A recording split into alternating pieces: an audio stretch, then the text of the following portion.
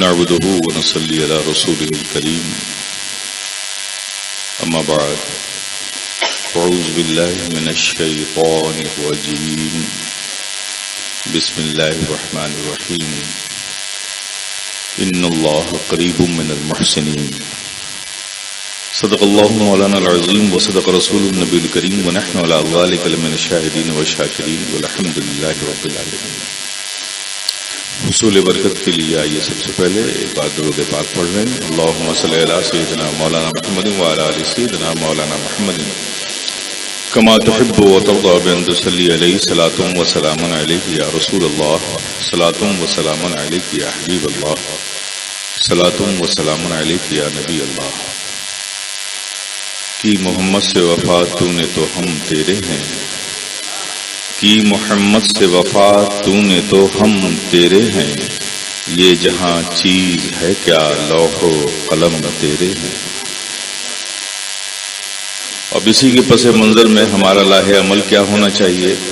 یقین محکم عمل پہ ہم محبت فاتح عالم، یقین محکم عمل پہ ہم محبت فاتح عالم، جہاد زندگانی میں ہے یہ مومن کی شمشیر ہے۔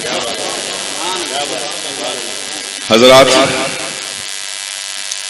یہ سچ ہے کہ اس وقت اہل سنت والجماعت ایک بہت ہی بڑے پرآشوب دور سے گزر رہا ہے، اور اس کی سب سے جو خطرناک صورتحال یہ ہے، یہ مقابلہ غیروں سے نہیں ہے، اپنوں سے۔ اب ان حالات میں دو چیزیں بڑی شدید ضرورت رکھتی ہیں۔ ایک تو یہ کہ ہمیں احساس ہونا چاہیے کہ ہماری ذمہ داریاں کیا ہیں، دین کے حوالے سے ذمہ داریاں کیا ہیں، مسلک کے حوالے سے ذمہ داریاں کیا ہیں۔ اگر اس میں شدت رہی، طبیعت پر شریعت کو فوقیت دینا پڑے گا، اپنے دین کو فوقیت دینا پڑے گا۔ آسودگی کا زمانہ ختم ہو گیا،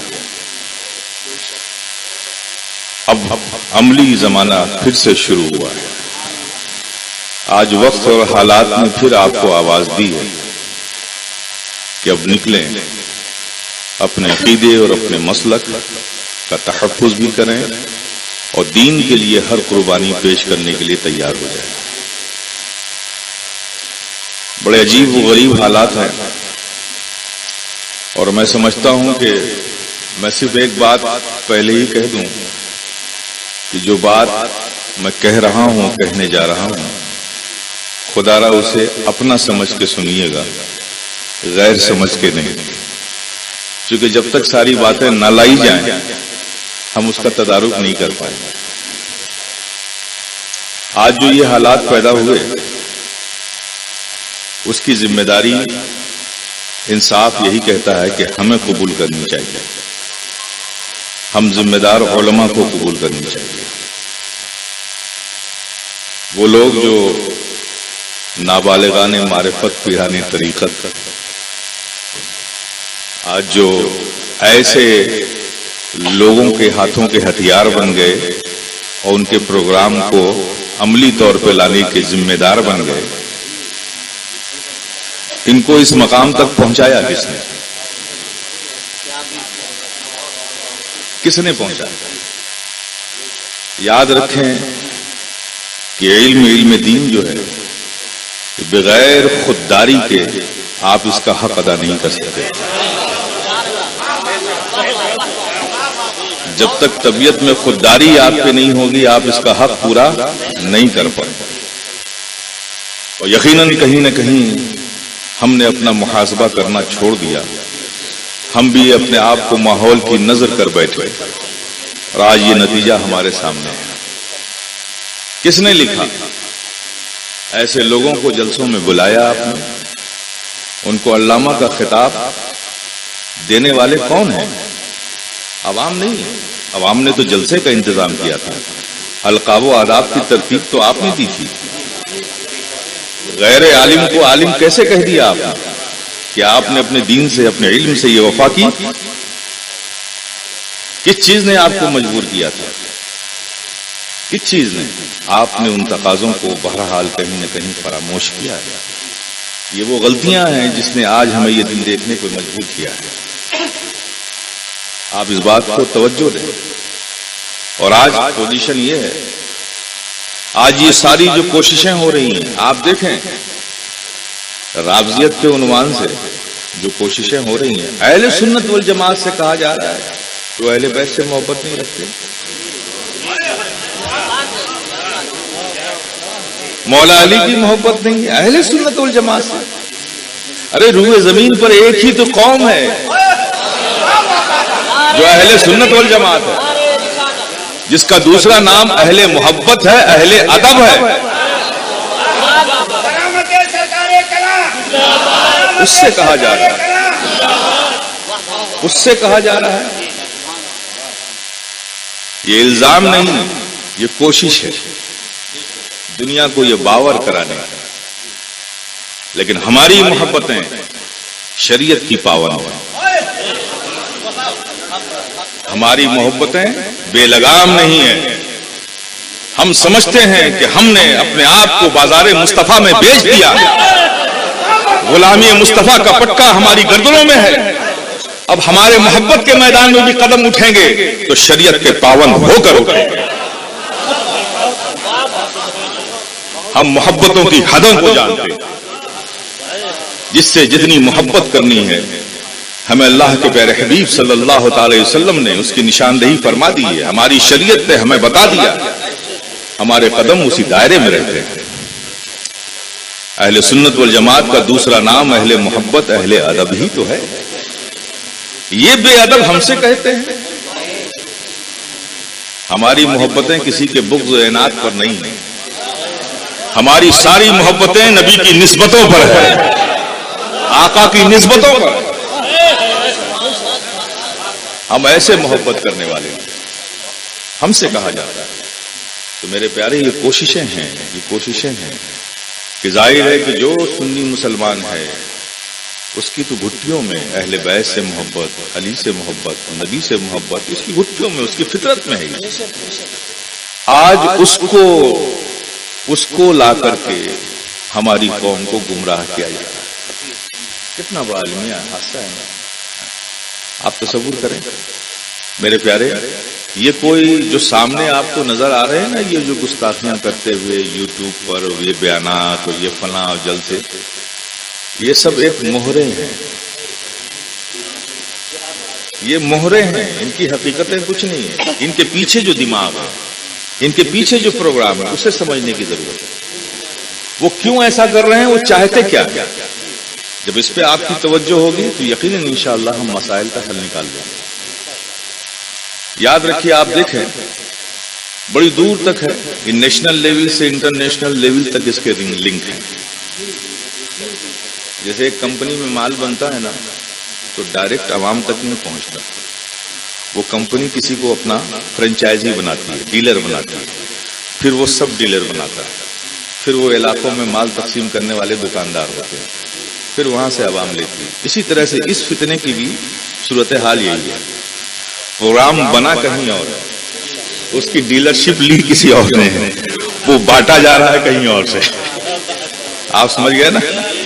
اس بات کو ذہن میں رکھیے، اس بات کو ذہن میں رکھیے۔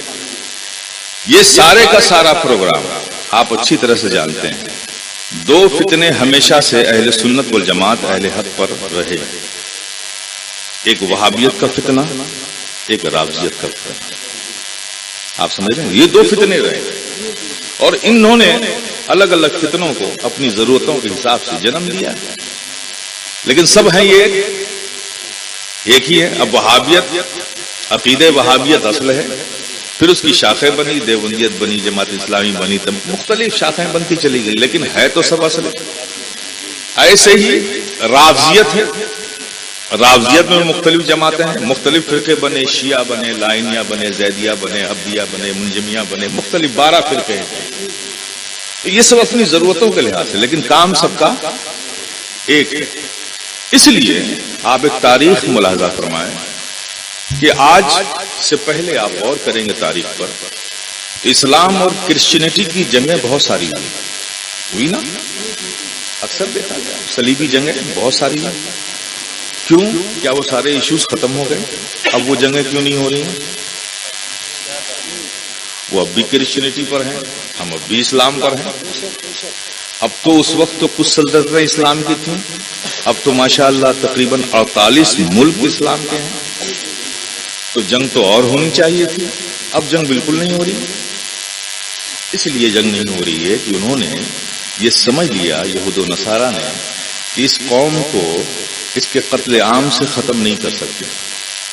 سلطنتوں کو تباہ کر کے بھی یہ قوم ختم نہیں ہوئی. عراق کی سرزمین پر 25 لاکھ مسلمانوں کا قتل کر دینے کے بعد پھر جب اس قوم نے دیکھا اپنے سمجھ سے، تو انہوں نے اسلام کو، مسلمان کو روئے زمین سے ختم کر دیا تھا. اس قدر بلڈ شیڈنگ ہوئی، قتل عام ہوا عراق کے اندر. وہ تاریخ ہے کہ 25 لاکھ مسلمانوں کو انہوں نے قتل کر دیا ہے. دریائے دجلہ کے ایک کنارے کا پانی مسلمانوں کے خون سے سرخ ہو کر مہینوں بہتا رہا، اور ساری لائبریریوں سے قلمی مخطوطے نکال کر انہوں نے دریا میں ڈال دیا. اس کی سیاہی سے سیاہ ہو کر دریائے دجلہ کے دوسرے کنارے کا پانی مہینوں سیاہ ہو کر بہتا رہا. انہوں نے سمجھ لیا تھا کہ اب یہ قوم کبھی بھی روئے زمین پر سر نہیں اٹھا پائے گی. لیکن پھر جب دیکھا، کچھ ہی دن گزرے تھے کہ پھر اسی زمین سے پرچم اسلام بلند کرتا ہوا مسلمان نظر آیا.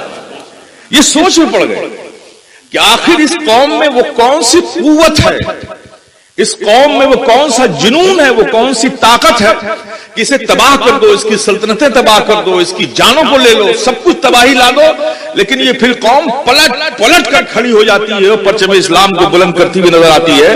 آخر اس کے پیچھے یہ کون سی قوت ہے؟ انہوں نے جائزہ لیا. تو انہوں نے دیکھا کہ اس کے ساتھ نہ افراد کی قوت ہے، نہ سلطنت کی قوت ہے. اس کے ساتھ ایک جو بنیادی قوت ہے وہ یہ قوت ہے، اس کا جو تعلق اپنے نبی سے قلبی اور حبی اور عشقی تعلق ہے، یہ وہ قوت ہے جو اسے پلٹ کر کھڑا کر دیتی ہے.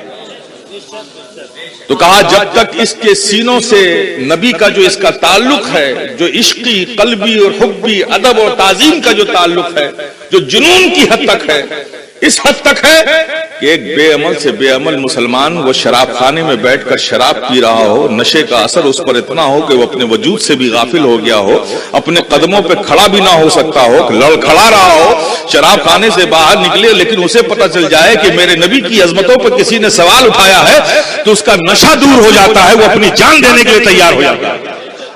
ایسے بے عمل میں بھی نبی سے جو تعلق ہے، جو جنون ہے، یہ جنون اس کو پلٹ کر کھڑا کر دیتا ہے. اس کا تجزیہ جب یہود و نصارہ نے کیا تو انہوں نے کہا کہ اب میدان جنگ میں جنگ نہیں لڑی جائے گی. اب سب سے پہلی جنگ یہ ہے کہ اس جنون کو ان کے دلوں سے کم کیا جائے، اس عشق کو کم کیا جائے، اس محبت کو کم کیا جائے. انہوں نے وہاں سے تخریبی کاروائیاں شروع کی، اور اس وقت عرب میں جو لوگ تھے ان کے گھرانوں میں ایک شخص مل گیا جو بہت عجلت میں تھا، بہت تیزی میں تھا، شہرت اور اقتدار کی بھوک تھی اس میں، لیکن ایک علمی گھرانے سے تعلق رکھتا تھا. اس پہ نظر پڑی، جسے ہم آپ سب محمد بن عبد الوہاب جانتے ہیں. اس کے ذریعے سے یہ پہلا فتنہ وہابیت کے عنوان سے ان لوگوں نے قائم کیا. اب ان کا مقصد کیا ہے آپ دیکھیں. وہابیت کا مقصد کیا ہے؟ وہابیت کا مقصد توحید میں کوئی فرق ہے؟ عقیدہ توحید میں نہیں، آخرت میں نہیں، جزا و سزا کے معاملے نہیں، کتاب پر نہیں، نبوت پر نہیں. عقیدہ نبوت بھی وہی ہے، عقیدہ توحید بھی وہی ہے، عقیدہ آخرت بھی وہی ہے، کتاب پر بھی عقیدہ وہی ہے. بات جب آتی ہے نبی کی تعظیم اور ادب اور عظمت پر اور عشق پر اور محبت پر، تعلق پر، وہیں فرق پیدا کرنا شروع کر. سارا زور ان کا یہ ہے کہ نبی کا وہ ادب، وہ تعظیم، وہ احترام، وہ محبت، وہ عشق، وہ تعلق نبی سے جو ہے اس قوم کا، اسے کمزور کر دیا جائے، اسے کم کر دیا جائے. سارا فوکس یہ. گویا کہ انہوں نے کیا پروگرام بنایا؟ انہوں نے پروگرام یہ بنایا، وہ جانتے ہیں کہ یہ قوم گستاخ ہو جائے گی، گستاخ بنانے کا کام شروع کیا ہے نا.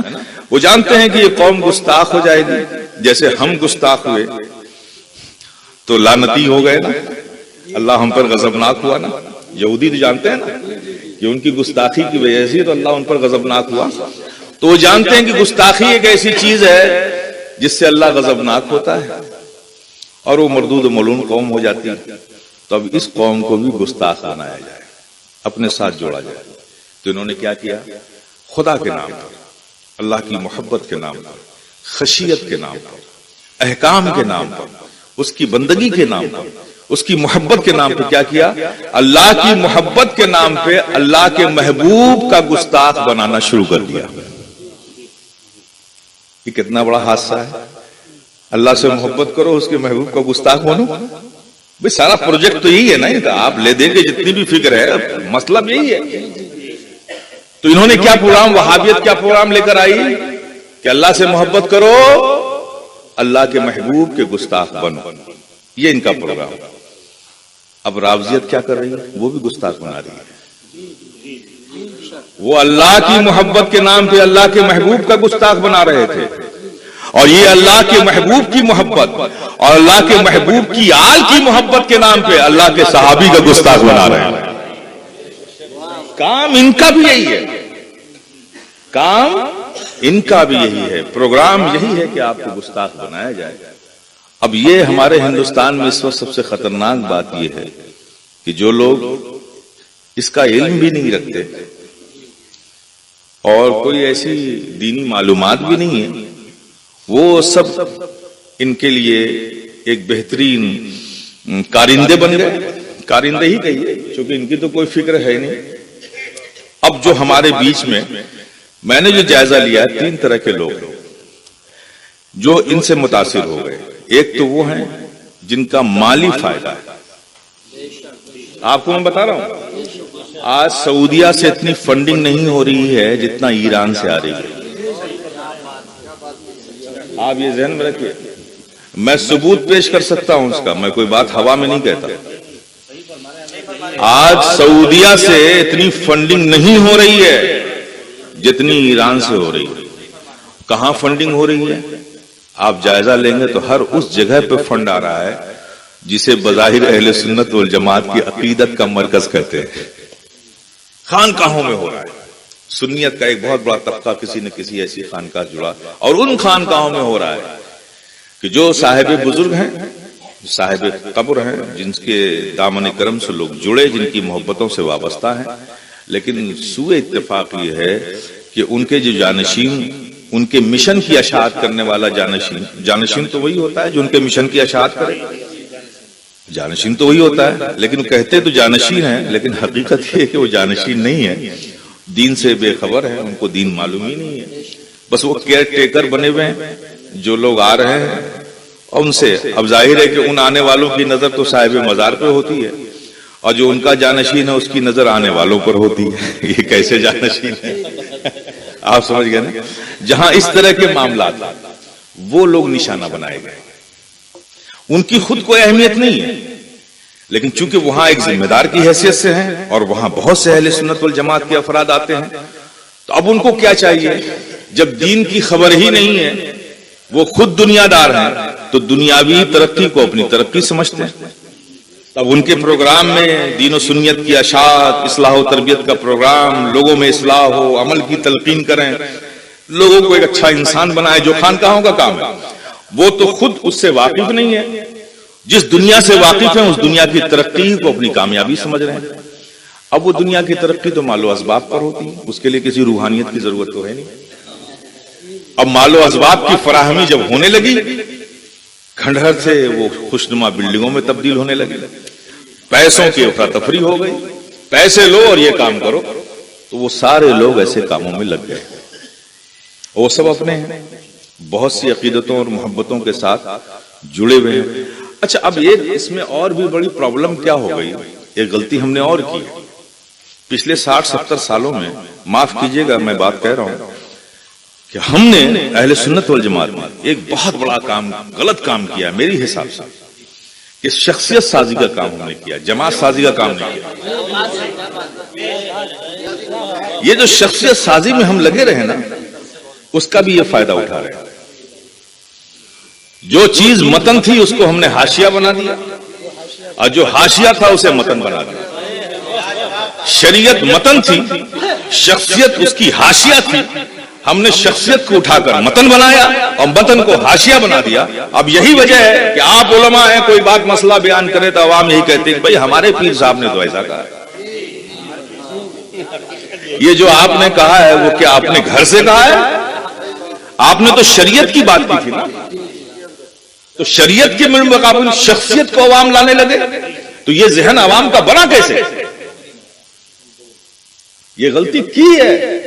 اب 70 سالوں سے جو کام آپ نہیں کریں گے, شخصیت سازی کی شخصیتیں بن گئی اور بن رہی ہیں, آج بھی بنا رہے ہیں. جماعت سازی میں تو کام ہی نہیں کیا تو یہ تو بکھرے گی. 70 سالوں سے جس پر کام نہیں کیا ہو تو کتنا بکھرا ہو گیا. بحمد تعالیٰ میں اسی مقام پر رک کر آپ سب کو دل کی گہرائیوں سے دعا کے ساتھ مبارکباد دیتا ہوں کہ آپ لوگوں نے ایک تاریخی کام کیا. یقین جانیے میرا دل اتنا خوش ہوا کہ آپ سب عرس اجملی کے موقع پہ بیٹھ کر متحد ہو گئے. اس سے خوبصورت کوئی تحفہ آپ میرے لیے نہیں دے سکتے.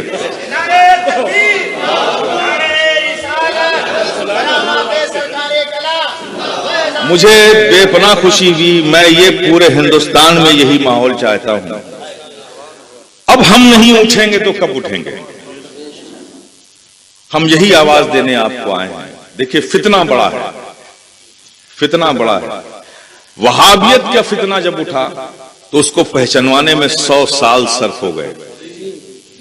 آج تک ہم عوام کو عقیدے وہابیت سے متعارف کرا رہے ہیں. ابھی بھی ہمارے اسٹیج سے خالی نہیں. 100 سال لگ گئے ہمیں.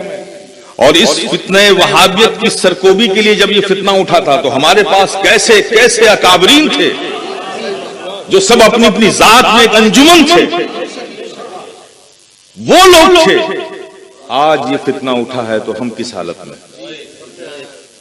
آپ تصور کیجئے میرے پیارے, یہ جنگ آسان نہیں ہوگی. اگر ہم اس طرح بکھرے رہیں گے تو جنگ آسان نہیں ہوگی. ہمیں متحد ہونا ہی پڑے گا اپنے علم کے تقاضے کو. یہ فضل ربی سے علم ملا, آپ عالم دین ہوئے, یقیناً یہ رب کا بڑا فضل ہے. اس فضل کی ہمیں قدر کرنی پڑے گی. تقاضے دین کو شخصیت سے مقدم کرنا پڑے گا اور دین کے حق کو ادا کرنا پڑے گا. جو شریعت کہے گی ہم اس کے پابند ہیں, وہ شخصیت کوئی بھی ہو, ہمیں ماننا بھی پڑے گا اور ہمیں منوانا بھی پڑے گا.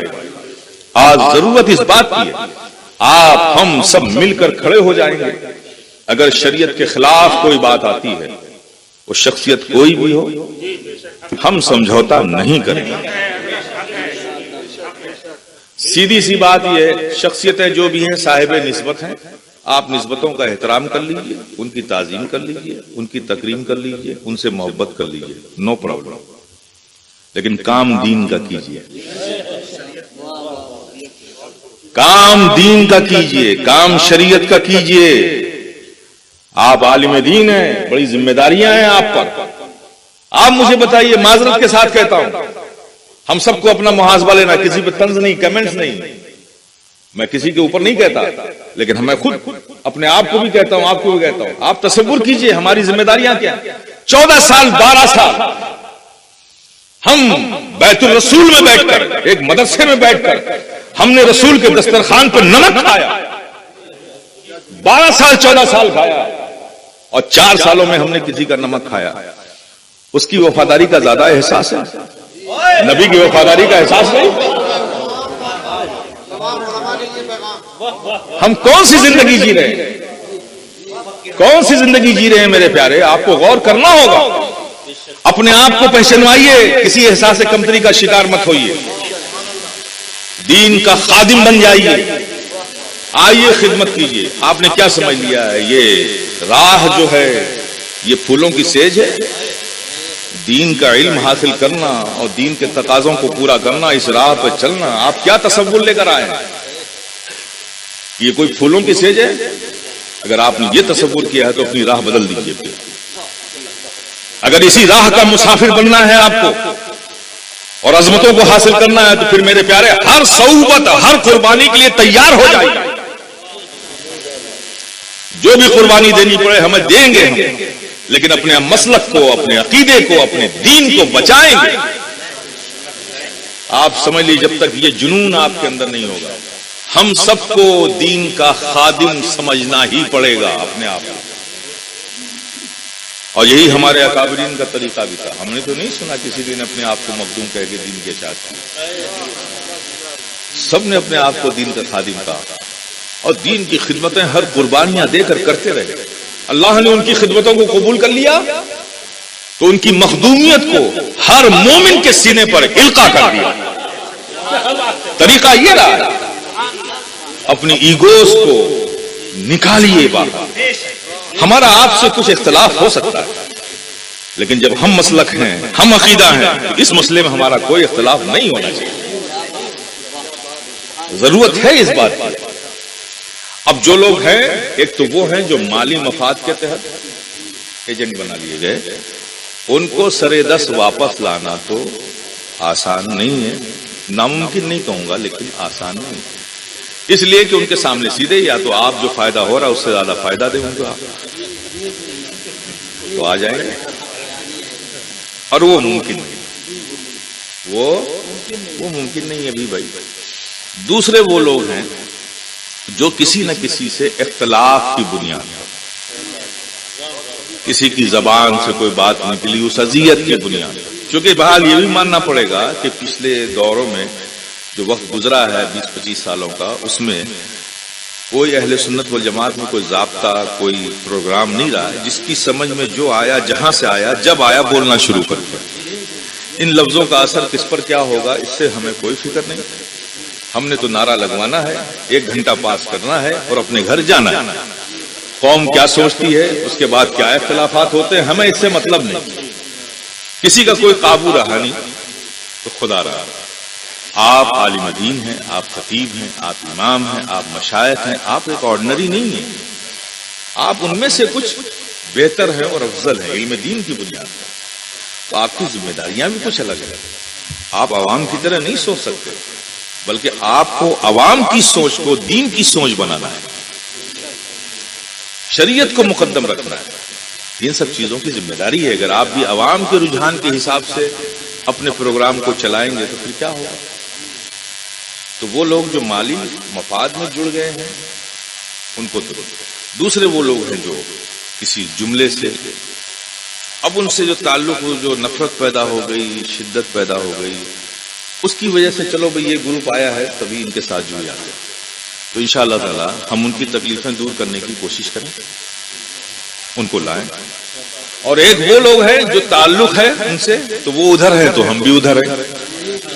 تو انہیں دین سمجھانے کی ضرورت ہے, شریعت سمجھانے کی ضرورت ہے, آخرت سمجھانے کی ضرورت ہے, انہیں واپس لانے کی ضرورت ہے. اور ایک طبقہ ہے جو حسد کا مارا ہے. یہ بڑی خطرناک چیز ہے, یہ بڑی خطرناک چیز ہے. میں حسد کے لیے سب سے کہتا ہوں خدا را حسد کو اپنے دلوں سے نکالتا ہوں. یہ بڑی تباہ کن چیز ہے. آپ حسد لفظ ہے نا, ہے سین دال, یہی تو ہے نا, یہی ہے نا. آپ اس کا عدد نکالیے, 1 کا 8, سین کا 60, دال کا 4, کتنا ہو گیا 72. اور نبی کی بشارت کیا ہے کہ 72 گمراہ ہوں گے.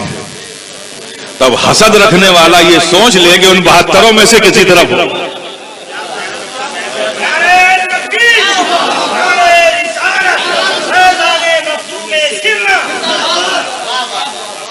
اب اس تناظر میں دیکھیے جتنے لوگ حسد رکھنے والے ہیں, کسی سے بھی حسد رکھنے والے ہیں, وہ دیکھ لیے کسی نہ کسی فرقے کا حصہ بن رہے ہیں.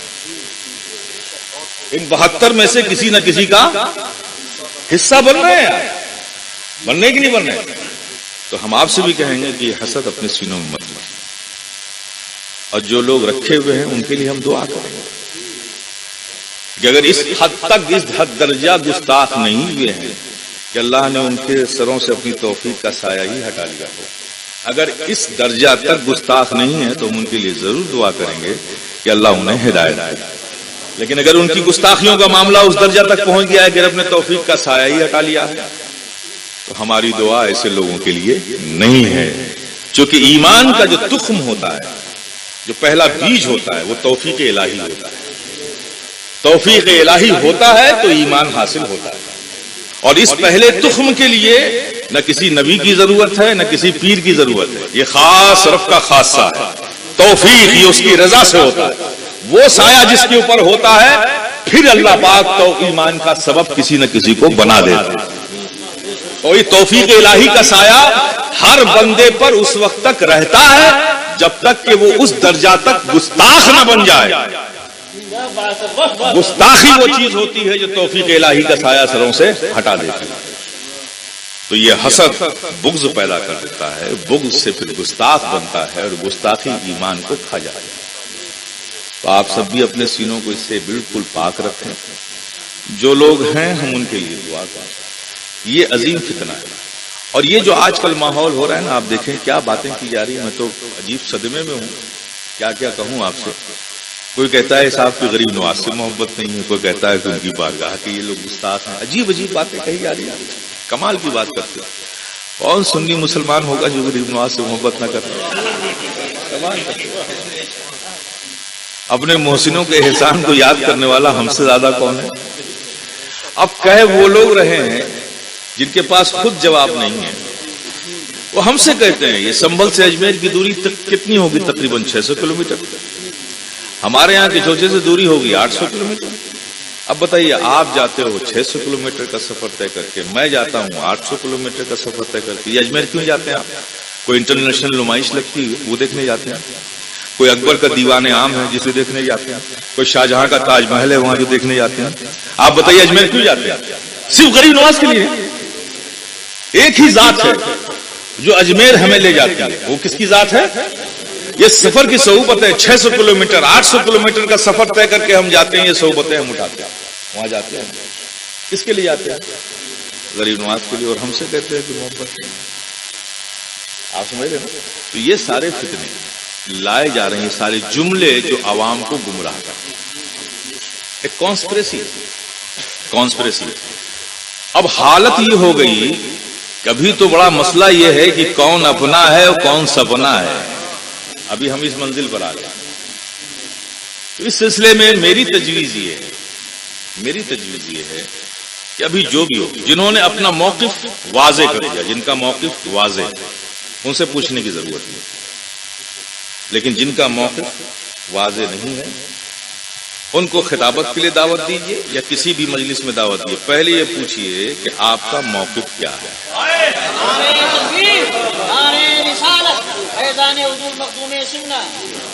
اور موقف پوچھا کیا جائے گا؟ موقف کیا پوچھا جائے گا؟ 2 ایشوز ہیں، 2 ایشوز پہ یہ بکھیڑے کر رہے ہیں. حالانکہ ایشوز کچھ نہیں. آپ نے اس اعلانیہ میں بھی سنا ہوگا حضرت ابو طالب کے ایمان کا مسئلہ ہے. آپ ایمان کا عقیدہ رکھتے ہو، نو پرابلم، ہم آپ کو ایمان سمجھنے کے لیے تیار ہیں. ہم آپ کو نہیں کہتے بھئی آپ راضی ہو کچھ، لیکن جو لوگ عدم ایمان کا عقیدہ رکھتے ہیں، ٹھیک ہے، تو آپ کو کیسا ہونا چاہیے؟ تو اس کا دوسرا پہلو بھی تو ہے کہ ایک عام انسان مسلمان جتنا دیندار ہو اس سے زیادہ ایک سید کو دیندار ہونا چاہیے. یہ بھی تو حق ہے، یہ بھی تو حق ہے کہ نہیں ہے؟ مجھے بتائیے بھائی، انصاف کا تقاضا ہے یہ. تو یہ رشتہ محبت تو اب اسی طرح سے نبھے گا، اسی طرح سے نبھے گا. گستاخ نہیں بننا ہے، بے ادب نہیں بننا ہے، ادب کو رکھنا ہے اور اپنی زبانوں کو ہمیں پابند بنانا پڑے گا. کسی کی دل آزاری ہو، کسی کی تذلیل ہو، یہ ہمارا ہدف نہیں، یہ ہمارا موقف نہیں. ہمارا ہمیشہ انداز اصلاح کا ہونا چاہیے. اگر اصلاح نہیں ہو سکتی ہے تو یقیناً ہم اس سے دوری بنائیں گے،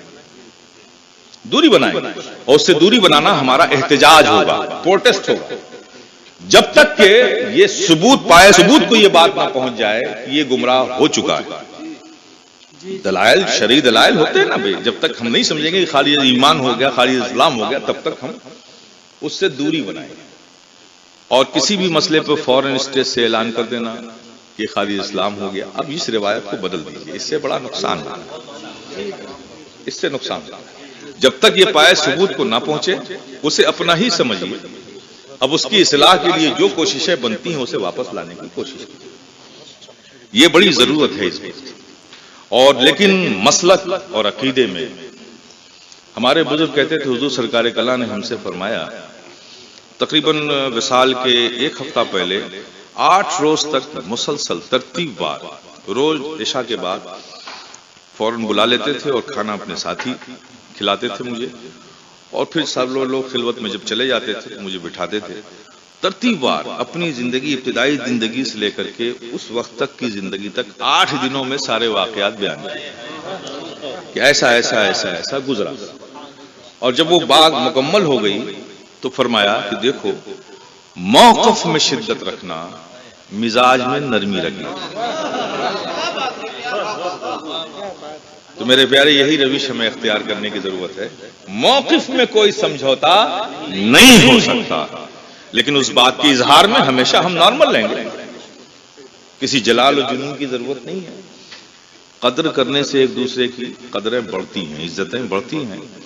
تو ہر شخص، جتنے بھی ہم مسلک ہیں، ہم عقیدہ ہیں، بحمد تعالیٰ وہ سب اپنے ہیں. کام سب ہم کر رہے ہیں، کام کرتے رہیں. سب کے کام قابل ستائش ہے، مبارکباد ہے. وسعت قلبی پیدا کیجیے. کوئی بھی اچھا کام کہہ رہا ہو تو بالکل بلا تکلف اس کی تعریف کیجیے. اور کسی سے اگر کچھ غلط کام ہو گیا ہو یا غلط کر رہا ہو تو اس کو تنہائیوں میں بلا کر اس کی تعریف تو مجمع عام میں کیجیے، لیکن اس کی اصلاح تنہائیوں میں بلا کے کیجیے. یہ روش ہمیں اختیار کرنی چاہیے. اگر کوئی اچھا کام کرے دل کھول کر اس کی تعریف کیجیے. کام کس کا کر رہا ہے؟ سنیت کا کر رہا ہے، سنیت کا کام کر رہا ہے. لیکن اگر اس سے کچھ غلطی ہو جائے تو پھر مجمع عام میں نہیں، تنہائیوں میں بلا کر اس کو بہتر طریقہ آپ سجھائیے کہ بھئی یہ بہتر ہے. یہ انداز کی بڑی سخت ضرورت ہے، بڑی سخت ضرورت ہے. یہ سارے حملے آپ دیکھیں، اوپر چلیں اوپر چلیں. ابھی ایک ہمارے، میں بڑا کھل کر بات کرتا ہوں، مجھے اس میں کوئی تکلف نہیں. ایک کینیڈا کے ڈاکٹر صاحب ہیں، آپ سب متعارف ہوں گے، ڈاکٹر طاہر القادری صاحب. اب ان کی بھی بڑی پرابلم ہے. شروع میں یہ آئے، میں اس وقت سے جانتا ہوں. ابھی تو یہ لوگ منہاجی اور منہاج القرآن سے ابھی جڑے ہیں. میں وہ شخص ہوں جو اس وقت سے جانتا ہوں کہ جب لاہور کی مسجد میں جمعے کی خطیب تھے اور لا کالج میں یہ پڑھاتے تھے لاہور میں، بس وہاں سے میں جانا سمجھ گئے. اس وقت سے لے کے اب تک کی ساری زندگی میرے سامنے ایک بالکل تصویر کی طرح ہے کہ کہاں کہاں کے. اس لیے مجھے کوئی نہ سمجھائے کہ ڈاکٹر صاحب کیا ہے. کبھی فرصت ہو آگے بیٹھ جائیے، سارا نشہ اتر جائے گا. آپ سمجھ گئے؟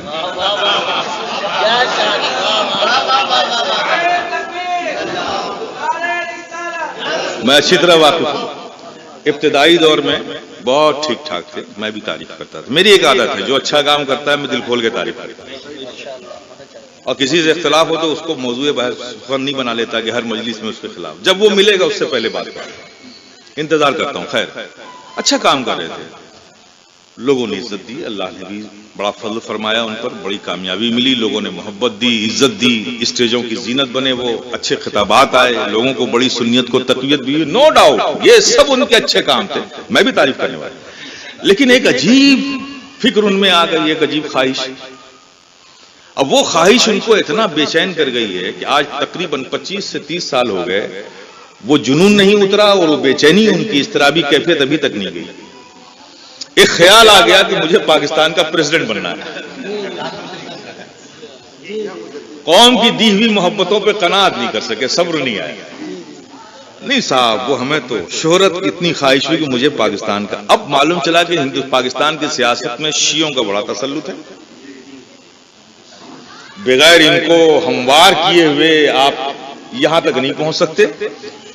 تب صاحب امام باڑے پہنچ گئے،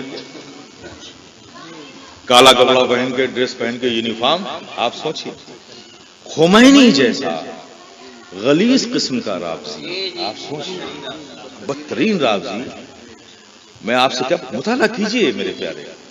نہیں معلوم، اصل میں رابضیت کے حوالے سے آپ کو کچھ نہیں معلوم. آپ تو اتنے ہی سمجھتے ہیں کہ صحابہ کی گستاخوں کو رابضی کہتے ہیں. نہیں نہیں نہیں، یہ رابضی صرف صحابہ کی گستاخ نہیں ہے، یہ مکمل گستاخ ہے، مکمل گستاخ. میں آپ کو بتا رہا ہوں، عجیب ترین غلیظ عقیدہ رکھنے والی قوم کا نام رابضی ہے.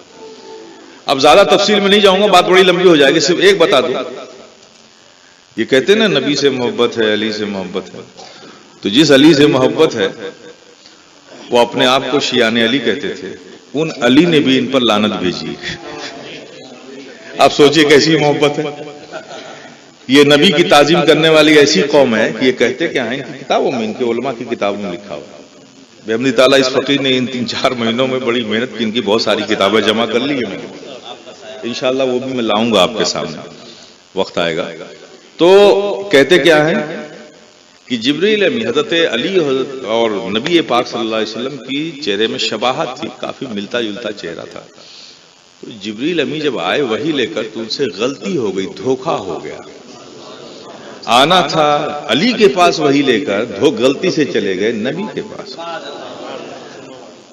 اور وہ ڈاکٹر صاحب کیا کہتے ہیں کہ شیعہ اور سنی میں ذرا سا فرق ہے۔ آپ سمجھ گئے نا کیا کہہ رہے ہیں وہ؟ ذرا سا فرق ہے۔ اتنی بڑی توہین، آپ بتائیے کہ وحی لے کر آنا تھا علی کے پاس، شباہت کی وجہ سے جبریل امین کو دھوکہ ہو گیا، وہ چلے گئے نبی کے پاس۔ کیا اتنی غلیظ توہین آج تک کسی نے کی ہے روئے زمین پر؟ کسی نے نہیں کی۔ اور یہ کہتے ہیں ذرا سا فرق، یہ ذرا سا فرق ان کو لگتا ہے۔ تو کیا عظمت مصطفیٰ، ادب مصطفیٰ، تعظیم مصطفیٰ، حب مصطفیٰ، یہ سب تقریروں میں جذباتی باتیں کرتے ہیں آپ، کیا مقصد ہے اس کا؟ ایسی قوم کو کہتے ہیں۔ بلکہ ایک جگہ تو کہا کہ سنیت کے آنکھوں کا نور ہے شیعہ۔ آپ بتائیں، یہ ان کی تقریریں ہیں۔ جب چاہیے ہم تو، میں نے کہا ہے گمراہ تو یوں نہیں کہا ہے، دلیل رکھتا ہوں میں۔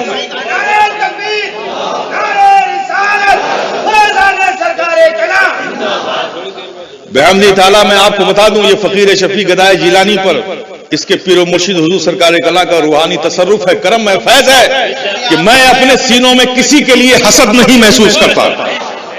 میرا کوئی اختلاف کسی کی ذات سے نہیں۔ آپ کی کوئی فکر اگر آپ کی ذات تک ہے، مجھے کچھ لینا دینا نہیں، لیکن اگر وہ غلط فکر قوم کو گمراہ کرے گی تو ہم سمجھتے ہیں کہ ہماری ذمہ داری ہے کہ ہم اس کا دفاع کریں۔ مجھے کسی سے کوئی حسد و جلن نہیں، اس لیے میں کہہ رہا ہوں، میں نے کہا ہے تو دلیل لگتے ہیں۔ آپ بتائیے، عوام بھی بیٹھی ہوئی ہے، مجھے بتاؤ کہ کوئی شخص اگر تم سے یہ کہے، وہ کہتے ہیں کہ صاحب اگر غصے میں کوئی قرآن کو نوچ لے، پھاڑ لے، اٹھا کے پھینک دے تو اس سے کوئی محاسبہ نہیں ہوگا؟ یہ کون سی فکر لا رہے ہیں آپ قوم میں؟ ارے ہماری جاہل سے جاہل قوم بھی اگر اس کے ہاتھوں سے غلطی سے قرآن چھوٹ کر زمین پر گر جائے تو وہ اسے چومتی ہے، اس کا کفارہ ادا کرتی ہے، اس بے حرمتی کا کفارہ ادا کرتی ہے۔ یہ قوم اہل سنت والجماعت وہ ہے۔ اس قوم سے آپ یہ کہہ رہے ہو کہ اگر کوئی غصے میں نوچ کے پھاڑ کے پھینک دے قرآن کو تو بھی اس سے کوئی محاسبہ نہیں ہوگا؟ یہ کون سی فکر لا رہے ہیں؟ اس قوم کو کیا بنانا چاہ رہے ہیں؟ میں نے مکمل دیکھا ہے تو یہ فیصلے پر پہنچا ہوں۔ اس لیے اس کو یہ جو کہتے ہیں نا ذاتی، کیا جلانا بھائی، کیا لینا دینا ہے بھائی، کیا لینا دینا ہے، بلا وجہ کی باتیں ہیں۔ لیکن یاد رکھیے، اور یہ ساری فکر آپ دیکھیے، ان کی ساری تقریروں کو سن لیجیے آپ اٹھا کے، میں آپ کو ایک فکر دے رہا ہوں، اٹھا کے دیکھ لیجیے۔ یہ شروع کریں گے اس سے جس بات سے ہم مانوس ہیں، نبی کا عشق، نبی کی محبت، نبی کا ادب، نبی کی تعظیم، یہ سب سے شروع کریں گے۔ اور یہ سب تو ہماری فطرت میں بڑا اچھا لگتا ہے بھائی، اور اچھا لگنا بھی نہیں چاہیے۔ نبی کے غلام ہیں تو آقا کی بات سن کے اچھا تو لگے گا ہی، لیکن یہ سب اسٹارٹ ہے آپ کو اپنی طرف اٹریکٹ کرنے کا۔ لیکن بعد میں جو ان کی تقریروں میں جو نتیجہ نکالتے ہیں، جو دو جملے دیتے ہیں، وہ ہر جملے کو آپ اٹھا کر دیکھیے، وہ جو جمہور کا مسلک ہے ان کے وہ آخری پیغام اس سے انحراف کرتے ہوئے نظر آئیں گے۔ آخر کیا ضرورت ہے انہیں؟ جمہور کے مسلک سے انکار، اس سے انحراف خود گمراہی ہے۔ آپ کیا کر رہے ہو؟ کوئی بھی مسئلہ اٹھا کر دیکھ لیجیے، ان کی ایک الگ فکر ہے۔ آپ کیا بننا چاہتے ہو؟ کیا بنانا چاہتے ہیں آپ اپنے آپ کو؟ ارے بھائی، آپ ایک طرف کہتے ہو کہ میں کابرین کا غلام ہوں، ان کی خاکپا ہوں، اور یہ ہوں وہ ہوں، اور دوسری طرف وہ باتیں ان کے فکر سے آپ اختلاف، جمہور کے مسلک سے آپ اختلاف، اس سے انحراف کر رہے ہو۔ کیا کر رہے ہو آپ؟ کون سے پیغام لے رہے ہو؟ کیا اور سب کام دنیا میں بند ہو گئے؟ دیت کے مسئلے میں آپ سب جانتے ہیں کیا جملہ تھا؟ حضرت امام اعظم ابو حنیفہ کا قول پیش کیا گیا تو کیا کہا تھا؟ کیا ان کی مثال کیا لاتے ہو تو ہمارے مد مقابل ہے؟ ایک طرف اپنے آپ کو حنفی کہتے ہو، حنفی المسلک کہتے ہو، ایک بار ان کا اپنا مد مقابل کہتے ہو. یہ وہ ساری چیزیں جس کی وجہ سے یہ ساری پرابلمز ہے. اب آپ ابھی دیکھیے کیا ہو رہا ہے. آپ نے واٹس ایپ پہ دیکھا ہوگا. آپ انہیں سنی اسکالر مانتے ہیں، ٹھیک ہے نا، اپنا آئیڈیل ماننے کچھ نوجوان ہیں ہمارے، اچھی بات ہے، باتیں اچھی سننا چاہیے، نو ڈاؤٹ ہے، لیکن شخصیت پرستی کا خمار نکالو. اگر سننے کی ہی ضروری ہے تمہارے لیے تو پھر اپنی طبیعت میں اتنی پختگی پیدا کرو کہ جو اچھی چیز ہے لے لو، جو بری چیز ہے چھوڑ دو. اگر یہ پختگی نہیں ہے تو پھر اچھی چیز بھی لینے مت جاؤ کہ اچھی چیز لینے کے چکر میں برے بن جاؤ. اگر طبیعت میں اتنی پختگی ہے تو ٹھیک ہے، جو اچھی بات ہے لے لو اگر اتنی سمجھ ہے. لیکن آپ اتنی سمجھ تو نہیں رکھتے کہ اس میں اچھی کیا ہے اور بری کیا ہے. ان سب کوششوں کے پیچھے ایک کوشش ہے، آپ اس کو سمجھ میں رکھیے. میں ایک مثال دیتا ہوں آپ کو. یہ کیوں کیا جا رہا ہے؟ یہ اکابرین کے، جمہور کے مسلک سے اختلاف کیوں کیا جا رہا ہے؟ یہ سارے فتنے کیوں آ رہے ہیں؟ اس کی وجہ ہے اسپین پر 500 سال حکومت کی مسلمانوں نے، ایک مضبوط اسلامی ریاست اسپین پہ قائم ہوئی. پھر آپ تصور کیجئے اتنی مضبوط ریاست اور حکومت، چند مٹھی بھر بچے ہوئے عیسائی جو اسلام نہیں لائے تھے، جنگلوں میں بھاگ گئے تھے، پناہ لیے تھے. ان لوگوں نے ان 500 سالوں میں نسلیں گزری ہوں گی نا، لیکن وہ بکھرے ہوئے عیسائی، بھاگے ہوئے جنگلوں میں عیسائی پھر جمع ہو کر کے انہوں نے ایک وقت ایسا آیا کہ اسلام اور مسلمان کو اسپین سے نکال کر باہر پھینک دیا. یہ ایک بہت بڑا تاریخی سانحہ ہے، اس کو پڑھنا چاہیے، اس کو پڑھنا چاہیے.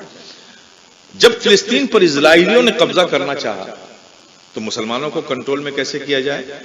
ان کو بھی فلسطینیوں کو فلسطین سے نکال کر پورا ایک گریٹ اسرائیل امپائر بنانے کا جو منصوبہ ہے ان کا، جب تک وہاں فلسطینی ہے یہ ممکن نہیں ہے. تو ان کو بھی ضرورت پڑی کہ فلسطینیوں کو نکالا کیسے جائے. تو انہوں نے اسپینش سے پوچھا کہ اے اسپینیوں یہ بتاؤ کہ اتنی مضبوط اسلامی سلطنت تھی، تم مٹھی بھر عیسائیوں نے آخر انہیں اسپین سے نکال کر باہر کیا کیسے؟ یہ قابل غور بات ہے، اسے آپ لوگ سنیں. تو ان اسپینیوں نے ایک ہی بات کہی تھی کہ ہم نے کیا کیسے؟ صرف ہم نے کچھ نہیں کیا، صرف ایک کام کیا کہ یہ جو مسلمان تھے نا، عوام تھی نا، ان کے دلوں میں جو اپنے علماء پر اعتماد اور یقین تھا نا، اس اعتماد اور یقین کو ہم نے کمزور کر دیا.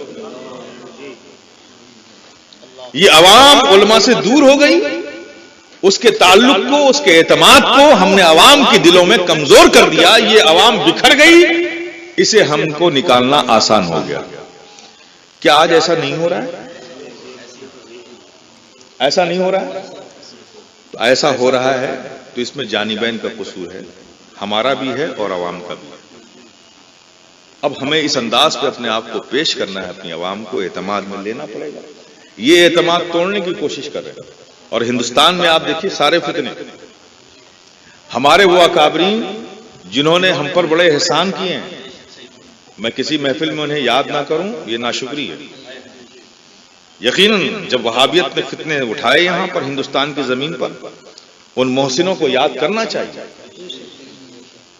یقیناً یہ علامہ فضل حق خیر آبادی ہمارے محسن ہیں. یقیناً امام عشق و محبت فاضل بریلوی علیہ رحمت رضوان یہ ہمارے محسن ہیں. ان کے احسانات کو ہم بھلا نہیں سکتے. لیکن میرے پیارے غور تو کرو کہ ان کا زمانہ تو 100 سال پہلے کا ہے. انہوں نے کیا کیا ہے؟ فرقے باطلہ کا رد کیا ہے، اہل سنت والجماعت کو تقویت دی، مضبوطی دی. وہ دلائل، وہ نصوص چھوڑ کر گئے جس کے سامنے کسی کی جرأت آج تک نہیں کہ کھڑا ہو سکے. لیکن مجھے بتاؤ کہ آج کوئی اختلاف ہوتا ہے ہمارے اور آپ کے مابین، تو نہ ہم آپ کا محاسبہ کرتے ہیں نہ آپ ہمارا کرتے ہیں، سیدھے پلٹ کر فاضل بریلوی کی طرف جاتے ہیں. ان کی ذات کو کیوں نشانہ بنایا جا رہا ہے؟ کیوں ان کی ذات کو نشانہ بنایا جا رہا ہے؟ آپ مجھ سے یہ بتائیے، اس کے پیچھے کچھ نہیں ہے. ہمیں برا کہنے سے اہل سنت والجماعت کمزور نہیں پڑے گی، لیکن ان اکابرین کے دلوں ان کا جو عزتیں، عظمتیں، جو ان پر اعتماد قوم کا ہے، جب ان اکابرین کے حوالے سے قوم کے دلوں میں اعتماد کمزور پڑے گا تو اہل سنت والجماعت بکھرے گی.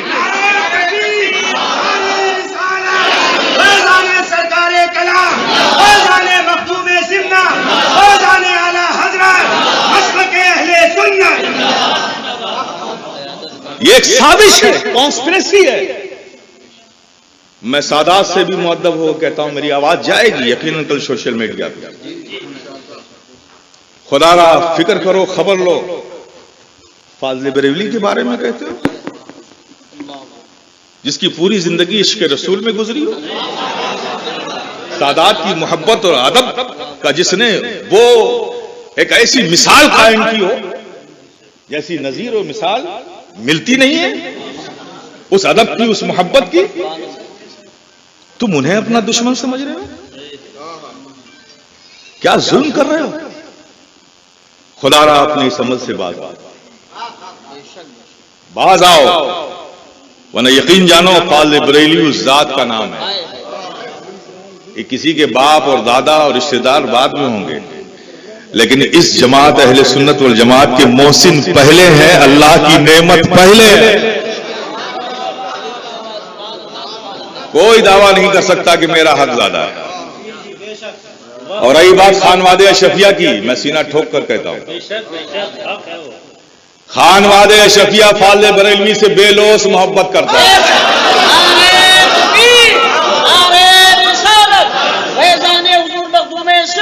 بے لوث محبت کرتا ہے، بے لوث کل بھی کرتا تھا، آج بھی کرتا ہے، بے غرض کرتا ہے. میں پوری بے باکی سے کہتا ہوں ان کی تعظیم، ان کا ادب، ان سے محبت بے لوث ہے، اس لیے کہ فاضل بریلوی سے نہ ہماری آخرت ہے نہ ہماری دنیا ہے. بے لوث. آخرت کے لیے بھی ہمارے بزرگ کافی ہیں اور دنیا کے فائدے کے لیے بھی ہمارے بزرگوں کی نسبت کافی ہے، لیکن پھر بھی ہم بے لوث محبت کرتے ہیں، ان کا ادب کرتے ہیں، ان کی تعظیم کرتے ہیں، ان کا احترام کرتے ہیں. ان کی عظمتوں پہ اٹھنے والی ہر انگلی کا جواب دینا ہم چاہتے ہیں.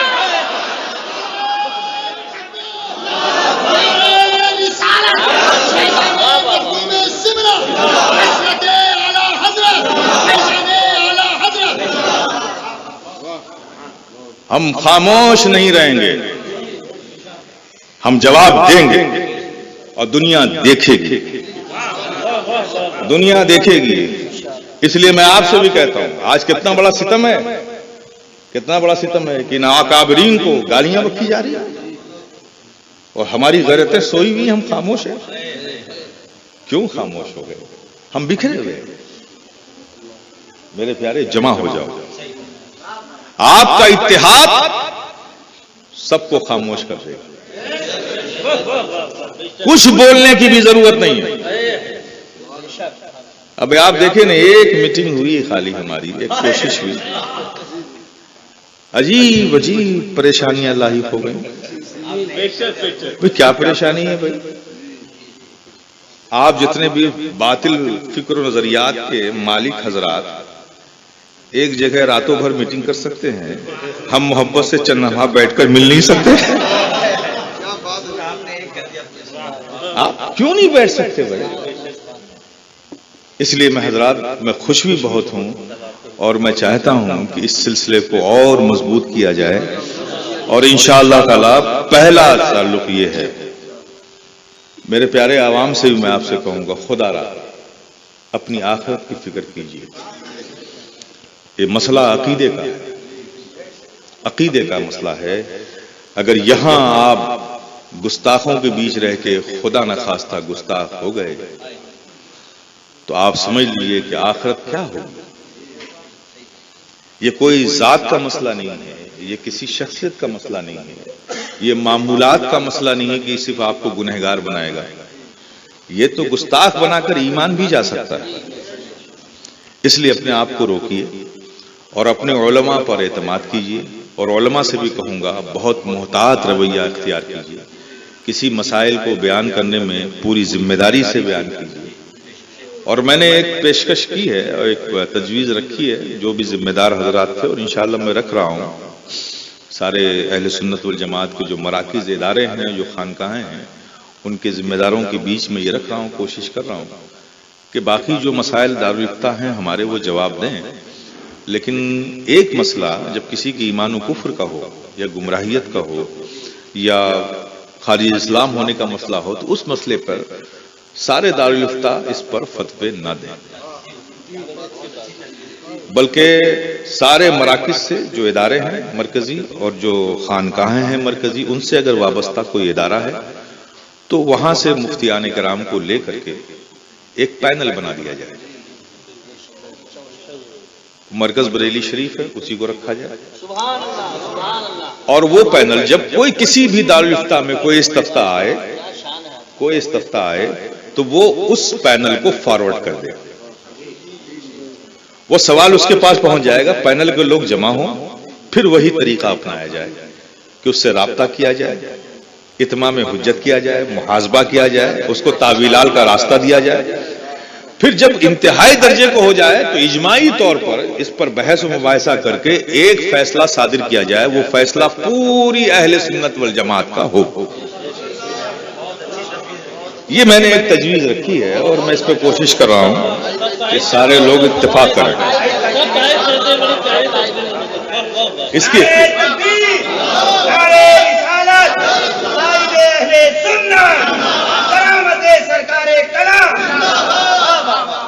تو اس کی بڑی ضرورت میں نے محسوس کی. اس کو تھوڑا پابند بنایا جائے، تھوڑا سا اس کو محتاط بنایا جائے اور پابند بنایا جائے تاکہ اس کا ایک بھرم رہے. آج تو کیا بے باکی ہے واقعی میں نے سنا کہ صاحب آپ کے اوپر کتنے فتوے لگے کہیں نبی کے، تب ابھی آپ کو شہرت نہیں ملے گی. 2-4 فتوے جب تک نہیں لگیں گے شہرت نہیں ملے گی. کیا بنا دیا ہے واقعی میں، سچائی ہے. تو ہم کو ان سب چیزوں کا محاسبہ کرنا پڑے گا. ہم کو وائنڈ اپ ہونا ہے، پھر سے لوٹنا ہے اسی عہد رفتہ کی طرف. اس طرف لوٹنا ہے تو بہت سی چیزوں کا ہمیں جائزہ لینا پڑے گا. دین کے معاملات میں، عقائد کے معاملات میں، شرعی معاملات میں خدا را اب کوئی سمجھوتا مت کیجیے. آپ علامہ لکھ دیتے ہیں، ایک دن مدرسے کی شکل نہیں دیکھی. ابھی حضرت جامی کا اگر بنایا ہوا قاعدہ لے لیں تو مولوی لکھنے کے لائق کوئی نہیں نکلے گا، علامہ کہاں سے ہو جائیں گے. یہ تو ایسا لگتا ہے جیسے یہ بھی کوئی مارکیٹ میں ملتا ہے صاحب. تو خدا را یہ جو سخاوت ہے نا، اس دروازے کو بند کیجیے، جس کا جو حق ہے وہ دیجیے. اور بس میں یہی چاہوں گا کہ محبت سے رہیے. یہ ہماری نشست کسی کے اختلاف میں نہیں ہے، ہماری اپنی اصلاح کے لیے ہے کہ ہم غور و خوض کریں کہ آگے آنے والے وقت میں ہمارے اقدام کیا ہوں گے. اس بابت سے یہ بات مکمل کر لیجئے کہ جن کے موقف واضح نہیں ہیں، مشکوک ہیں، علماء اسی وقت اس میں شرکت کریں جب تک کہ ان کے موقف کی وضاحت نہ ہو جائے. دوسری چیز، ہاں ایک ہمارے اس کا اعلان کا دوسرا موقف یہ تھا، حضرت امیر معاویہ کے حوالے سے بات ہے. بتائیے، سارے لوگوں نے جمہور کا مسلک ہے، صحابی تھے، باعث تکریم ہیں، باعث تکریم رہیں گے، باعث عظمت ہیں، باعث عظمت رہیں گے. یہ اہل سنت والجماعت کا عقیدہ ہے. اب آپ سوچئے کتنے بیوقوف لوگ ہیں جس جماعت کے لیے خیر کا وعدہ رب نے فرمایا ہو اسے یہ گمراہ سمجھتے ہیں. تو رب کے علم پر سوال اٹھا رہے ہو. رب گمراہوں کو خیر کا وعدہ کرے گی تو کیا رب کے علم میں بھی نہیں تھا کہ اس میں سے کوئی گمراہ ہونے والا ہے؟ پوری جماعت کے لیے خیر کا وعدہ رب نے فرمایا ہو. ارے ظالموں، کچھ تو خبر ہو. نبی کے صحابی اہل سنت والجماعت کے فکر و نظریات کو دیکھو، عقائد کو دیکھو. یقیناً اہل بیت بھی ہمارے لیے باعث تعظیم ہے، صحابہ بھی باعث تعظیم ہے. فرق کیا ہے اہل سنت والجماعت کے نزدیک؟ اہل بیت وہ ہیں جو نبی کی گود میں نبی کے فیضان نظر سے پلے، اور صحابہ وہ ہیں جو نبی کی صحبتوں میں بیٹھ کر نبی کے فیضان کرم پر پلے. تو وہ بھی نبی کی نظر سے پلے، یہ بھی نبی کے فیضان کرم سے پلے. اس لیے ہم کہتے ہیں کہ اہل بیت گھر والے ہیں، صحابہ در والے ہیں. نہ ہم گھر والے کو چھوڑیں گے، نہ ہم در والے. اور آپ کو حق نہیں ہے کہ آپ کسی کے بارے میں کچھ کہیں، کوئی کمی بیشی کی بات کریں. ہاں یہ صحیح ہے کہ یہ میں بھی کہتا ہوں کہ مولا علی اور حضرت امیر معاویہ کا تقابل نہ کیا جائے، یہ خود ایک فتنہ ہے، یہ ذہن کی گندگی ہے۔ یقیناً مولا علی کا مقام بڑے باز ہے، ان کی عظمت، ان کی شان الگ ہے، لیکن حضرت امیر معاویہ یاد رکھنا صحابی رسول ہیں، ان کی شان میں بھی ادنا گستاخی تمہیں گمراہ بنا دے گی۔ تو اپنی زبانوں کو روکو۔ یہ جو مشاجرات اختلافات ہوئے ہیں، تم کون ہوتے ہو اس پہ تجزیہ کرنے والے؟ مولا علی نے تو کیا نہیں، ان کے بیٹے حضرت امام حسن نے تو کیا نہیں، تو امام حسن نے کیا نہیں جو اپنی آنکھوں سے دیکھا۔ مولا علی خود تھے، انہوں نے کچھ کہا نہیں۔ صاحب مولا علی کا یہ بیان ہے کہ میں اپنے حق کے لیے لڑ رہا ہوں، معاویہ اپنے حق کے لیے لڑ رہے ہیں، دونوں حق پر ہیں۔ جب علی نے کہہ دیا حق پر ہے تو تم نہ حق پر کہنے والے کون؟ یقیناً یہ تمہارے ذہن کی خرافات ہے، یہ تمہارے ذہن کا فتنہ ہے، اور اسی کا کام تو رافضیت ہے۔ رافضیت نے یہی فتنہ تو برپا کیا ہے۔ تو کیسے کہتے ہو کہ تم سنی ہو، دعویٰ کرتے ہو کہ ہم سنی ہیں، اور تمہارے فکر و نظریات و معمولات سب رافضیوں جیسے ہوں؟ یہ سنیت کی کون سی نئی پہچان لے کر آ گئے؟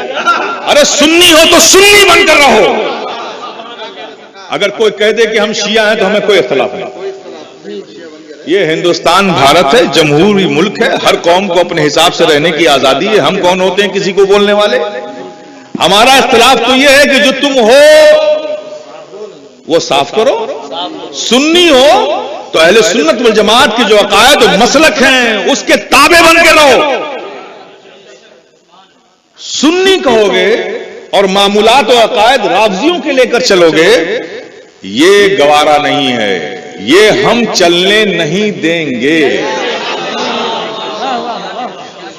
ہمارا اختلاف یہ ہے، ہمارا اختلاف یہ ہے، تم جاہلوں کے بنائے ہوئے فکر و نظریات کو ہم اہل سنت والجماعت کا فکر و نظریات بننے دیں گے؟ 700-800 سالوں سے جو ہمارے اکابرین نے، بزرگان دین نے، محققین نے، محدثین نے، مفسرین نے، فقہاء نے، ائمہ نے جو مسلک و عقیدہ رائج کیا ہے، جس پر سب کی تصدیق ہے، مہر ہے، اعتماد ہے، اعتقاد ہے، اسے پسے پش ڈال کے تم جیسے جاہلوں کو، جنہیں ابھی استنجے اور طہارت کا بھی مسئلہ نہ معلوم ہو،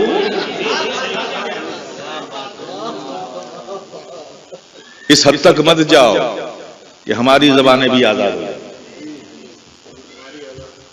محتاط رہو۔ تم کو اگر یہ قول پسند ہے، بس ایک چیز ہٹا دو، ہم سنی نہیں ہیں بھائی، ہم ایک نیا مسلک لے کر آئے، نو پرابلم۔ بھارت میں تو بڑی وسعت ہے یار، جتنی زبانیں ایک ساتھ ہندوستان میں بولی جاتی ہیں کسی ملک میں نہیں، جتنی قومیں اس ملک میں رہتی ہیں اتنی قومیں کسی ملک میں نہیں۔ ہمیں اعتراض نہیں۔ پرابلم کیا ہے کہ تم سنی کہہ کر اپنے کو اور عقیدہ اور فکر و نظریات، وہ معمولات وہ لا رہے ہو جو اہل سنت والجماعت کا ہے ہی نہیں، اور جو ہے تم اس پر تنقید کر رہے ہو، تو یہ نہیں چلے گا۔ بس ہمارا اختلاف ہے، باقی ہمارا کوئی اختلاف۔ رافضیت کیا ہے، وہابیت کیا ہے، یہ سب روز روشن کی طرح واضح ہے۔ یہ سارے عقائد پر ہمارے اکابرین نے کام کر دیا ہے، سارے عقیدوں کو واضح کر دیا ہے، کوئی نئی چیز نہیں ہے۔ بس ہم یہ کہتے ہیں کہ ایسا دعویٰ نہ کرو، ایسی کوشش نہ کرو، یہ کوشش بیکار جائے گی۔ بس ہمیں اتنا ہی کرنا ہے کہ آپس میں اتحاد و محبت کے ساتھ رہنا ہے، اور کسی سے بلا وجہ اختلاف کرنے کی ضرورت ہی نہیں ہے۔ بھئی دیکھو، خالی برتن شور مچاتا ہے نا؟ تو آپ اپنے آپ کو خالی برتن اگر سمجھتے ہیں تو آپ بھی شور مچائیے۔ بھئی آپ کے ساتھ تو حق ہے نا، آپ کے ساتھ حق ہے، جم کے بیٹھے رہیے، طوفان گزر جائے گا، آپ کو کون ہلائے گا؟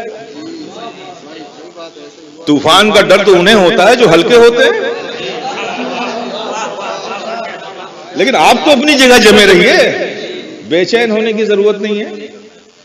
آپس میں رابطے کو مضبوط رکھیے، ایک دوسرے سے مذاکرات، گفتگو شنید کرتے رہیے، اعتماد مضبوط رکھیے۔ کسی سے کوئی غلطی ہو آپس میں بیٹھ کر بات کیجیے۔ عوام اس کی اہل نہیں ہے، وہ اپنی سمجھ کے دائرے میں اگر آپ کے مسائل کو سمجھنے لگے گی نا تو خدا جانے کیا کیا بنا ڈالے گی، اور یہ بن رہا ہے۔ آپس میں بیٹھ کر بات کیجیے، بہت اچھا ہے، مجھے بڑی خوشی ہوئی۔ میں آپ سب کے لیے پھر سے دعا کرتا ہوں، میرے خیال ساری باتیں آئی گئی ہیں، اور آپ حضرات، میں ویلکم کرتا ہوں، آپ لوگوں کا استقبال کرتا ہوں، آپ کے اس اقدام کا استقبال کرتا ہوں جو آپ لوگوں نے عرس اجملی میں لیا ہے۔ بے پناہ مجھے خوشی ہوئی، بے پناہ مجھے خوشی ہوئی، اور آپ سب محبت سے بالکل جم کر رہے ہیں انشاءاللہ تعالی، اور اس کو لائیں۔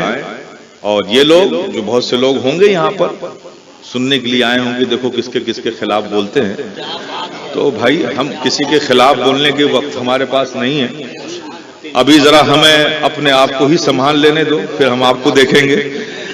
ہم تو اپنوں کی اصلاح کے لیے آئے ہیں، اپنی ذمہ داریوں کو یاد کرنے کے لیے آئے ہیں، یاد دلانے کے لیے آئے ہیں، کسی کا خلاف نہیں۔ لیکن ہاں صحیح ہے کہ جو مسلک ہمارا عقیدہ ہے وہ اتنا کمزور نہیں ہے کہ چھوٹے موٹے طوفانوں سے بدل جائے گا بحمد تعالیٰ۔ یہ ٹھیک ہے ہم میں وہ صلاحیت تو نہیں ہے، لیکن ہمارے بزرگوں کے روحانی تصرفات میں بڑی طاقت ہے۔ ہم صدق دل کے ساتھ قدم بڑھائیں گے، ان کا روحانی تصرف، ہم کمزور ہیں تو ہمیں مضبوط بنا دے گا انشاءاللہ۔ ہم یہ عقیدہ رکھتے ہیں، ہم اپنے بزرگوں کی چوکھٹیں چوم کر جس وقت دین کی راہ میں نکلیں گے رضائے مولا کے لیے نا، تو یہ سارے فتنے بالکل اڑتے ہوئے نظر آئیں گے۔ بس شرط یہ ہے کہ ہمیں متحد ہونا ہے اور نیک نیتی کے ساتھ۔ یہ فتنہ بڑا ہے، آپ سمجھیں، بڑا حساس مسئلہ ہے یہ۔ صرف فتویٰ دے کے سب کو ایمان سے اور اسلام سے خارج کرنا، اس سے کام نہیں چلے گا، بالکل نہیں چلے گا۔ محنت کرنی پڑے گی، سب کو باہر ہی نکال دیں گے تو بچے گا کون؟ آپ سمجھ گئے نا؟